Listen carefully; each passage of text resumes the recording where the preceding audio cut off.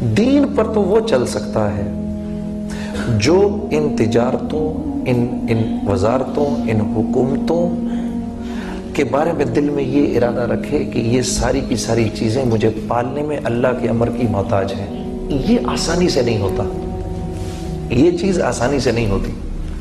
اس کے لیے تو موت تک نفس اور شیطان سے جھگڑا ہے۔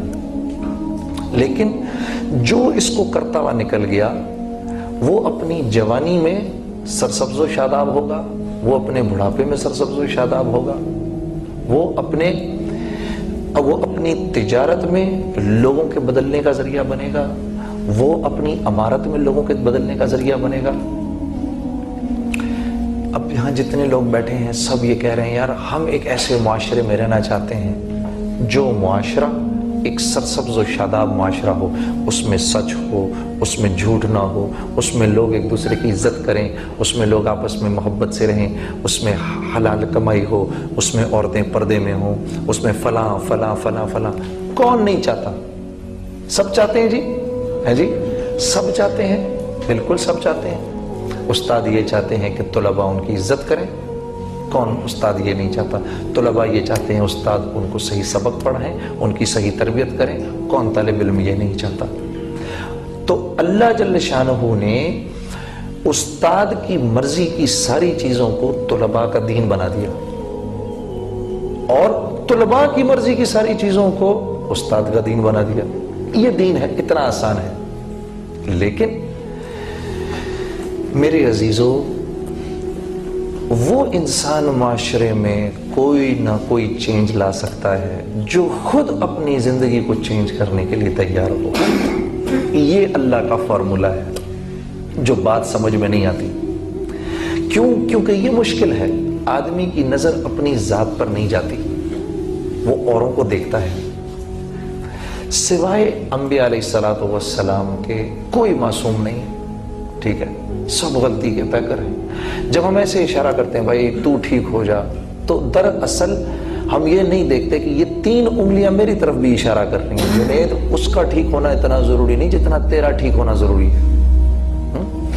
تو جب آپ اپنی ذات کو ٹھیک ہونے کے لیے، آپ اپنی ذات کی تربیت کے لیے اپنے آپ کو پیش کریں گے، تب اللہ جل شانہ آپ کو اوروں کی ہدایت کا ذریعہ بنائیں گے۔ یہ ایسے ہی ہے کہ یہاں کالج میں آپ لوگوں نے اپنے آپ کو پیرامیڈکس کے سبجیکٹ میں ٹریننگ کے لیے پیش کیا ہے۔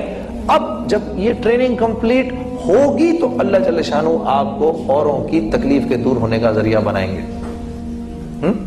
یا میں اگر باہر ہی کھڑا ہو جاؤں، ڈاکٹر بنے بغیر، میں لوگوں سے کہوں ابھی میں تمہارے مرض کا علاج کرتا ہوں، تو میں کیا مرض کا علاج کر سکوں گا؟ نہیں کر سکوں گا۔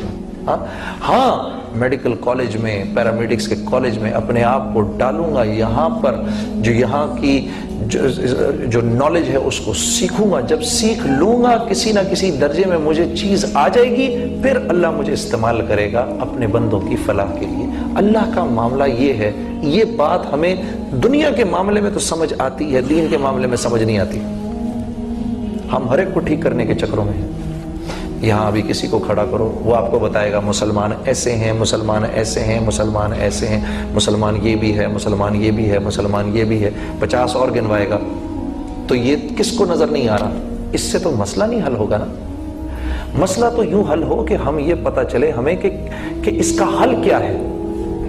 اس انبیاء علیہ السلام معاشرے کے مسائل کا حل لے کر آتے تھے۔ یہ میرا تمہارا کام ہے۔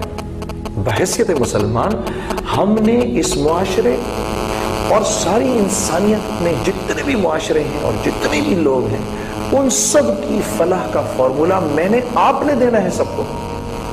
میں اور آپ اس کام کے لیے آئے ہیں اس دنیا میں، اس کام کے لیے ہمیں اور آپ کو بہترین امت کہا اللہ نے۔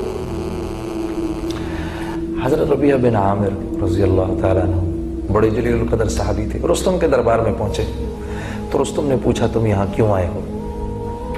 انہوں نے کہا ہم آئے نہیں، ہم تو بھیجے گئے ہیں۔ کنتم خیر امت اخرجت للناس، اس کا مطلب بیان کر دیا ان کو کہ تم بہترین امت ہو کیونکہ تم ساری انسانیت کی طرف بھیجے گئے ہو۔ تو رستم نے پوچھا کہ تمہیں کس نے بھیجا ہے؟ پھر دوسرا جواب دیا، ہمیں اس اللہ نے بھیجا ہے جس نے مجھے اور تمہیں اور اس ساری کائنات کو بنایا ہے. کہا اچھا اس اللہ نے کیوں بھیجا ہے؟ کہا اس لیے بھیجا ہے. 3 جواب دیے جو کہ میرے تمہارے لیے ہر آنے والے مسلمان کے لیے اس دنیا میں راہ عمل ہیں. کیا 3 جواب دیے؟ پہلا جواب، اس اللہ نے ہمیں اس لیے بھیجا ہے تاکہ ہم لوگوں کو انسانوں کی غلامی سے نکال کر ایک اللہ کی بندگی میں کھڑا کر سکیں. اللہ نے ہم کو اس لیے بھیجا ہے تاکہ ہم لوگوں کو دنیا کی مشکلات سے نکال کر اسلام کی وسعتوں میں داخل کر سکیں، تاکہ ہم لوگوں کو ظالموں کی بے اعتدالیوں سے نکال کر اسلام کے عدل میں کھڑا کر سکیں. ہم اس لیے بھیجے گئے ہیں. یہ 3 کام ہیں ہمارے. یہ ہمارے اس دنیا میں آنے کا مقصد ہے. یہ مقصد ڈاکٹر کے آنے کا بھی ہے، انجینئر کے آنے کا بھی ہے، پرنسپل کے آنے کا بھی ہے، اسٹوڈنٹ کے آنے کا بھی ہے، ٹیچر کے آنے کا بھی ہے، تاجر کے آنے کا بھی ہے، یہ بادشاہ کے آنے کا بھی ہے. لا الہ ہے کیا؟ سب سے پہلے تو میری اپنی ذات کی نفی ہے، میرے اپنے نفس کی نفی ہے. وہ مجھ سے ہوتی نہیں کیونکہ اپنے آپ کو میں پرفیکٹ سمجھتا ہوں. ایک ہمارے بزرگ تھے، ان سے کسی نے پوچھا بھائی لا الہ کا مطلب کیا ہے؟ لا الہ الا اللہ کا مطلب کیا ہے؟ انہوں نے کہا لا الہ الا اللہ کا مطلب ہے اے اللہ میں میری من چاہی نہیں پہ نہیں چلوں گا، رب چاہی پہ چلوں گا. من چاہی پر نہیں چلوں گا، رب چاہی پر چلوں گا. اب یہ کیسے کروں میں؟ یہ تو مانتا ہی نہیں دل اس بات کو. مجھ سے بڑا تو افلاطون ہے ہی کوئی نہیں. میں کیسے اپنی منمانی چھوڑ کر جنید جمشید کے بتانے پر چلوں، یا مولوی طارق جمیل کے بتانے پہ چلوں، یا فلانے کے بتانے پہ چلوں، یا فلانے کے بتانے پہ چلوں؟ میں تو خود سب سے بڑا افلاطون ہوں. اس چیز نے شیطان کو مروا دیا. جب اللہ نے کہا نا سجدہ کرو آدم کو، تو اس نے کہا یہ مٹی کا بنا ہوا کل کا بچہ، میں اس کو سجدہ کروں؟ میں آگ کا بنا ہوا؟ سجدے کے لیے 100 سال فرشتے حضرت آدم کے سامنے پڑے رہے سجدے میں. 100 سال. یہ 100 سال تک منہ پھیر کے کھڑا رہا، میں نہیں کروں گا. اللہ نے موقع دیا، ابھی بھی کر لو، ابھی بھی کر لو، ابھی بھی کر لو، ابھی بھی کر لو. 100 سال کا موقع دیا. پھر پوچھا، ایک دم باہر نہیں نکالا، پھر پوچھا تو نے کیوں نہیں سجدہ کیا؟ اس وقت ہی کہہ دیتا یا اللہ غلطی ہو گئی. تو اللہ کو دلیل دی اس نے، جیسے ہم آج دلیل دیتے ہیں. جنید صاحب 1 منٹ، آپ کے یہ کہاں سے یہ بات، یہ کیسے، یہ اس کی کیا دلیل ہے اس بات کی؟ مسلمان آج اللہ کے حکموں پر دلائل مانگتا ہے. دلیل دے مجھے آپ. اس نے اپنے علم سے ایک چیز کو مرتب کیا. اس کے علم کا اور میرے علم کا کیا مقابلہ؟ یہ ایسی ہے جیسے میں اپنے 1.5 سال کے یا 1 سال کے بچے کو وہ آگ میں ہاتھ ڈالنا چاہ رہا ہو، میں اس کو روکوں تو کہ ابا تو مجھے کیوں روکتا ہے؟ پہلے دلیل دے مجھے اس بات کی کہ تو مجھے کیوں روک رہا ہے تو اس آگ میں ہاتھ ڈالنے سے. ہاں تو میں اس کو دلیل دوں گا یا ایک اس کو چپت رسید کروں گا؟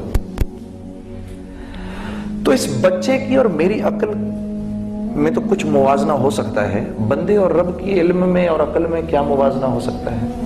اللہ نے جب عقل کو پیدا کیا تو اس کے 100 حصے کیے.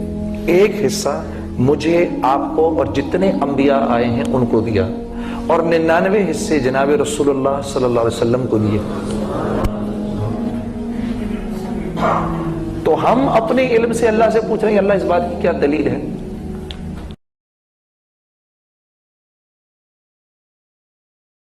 Find your perfect stay on the Booking.com app.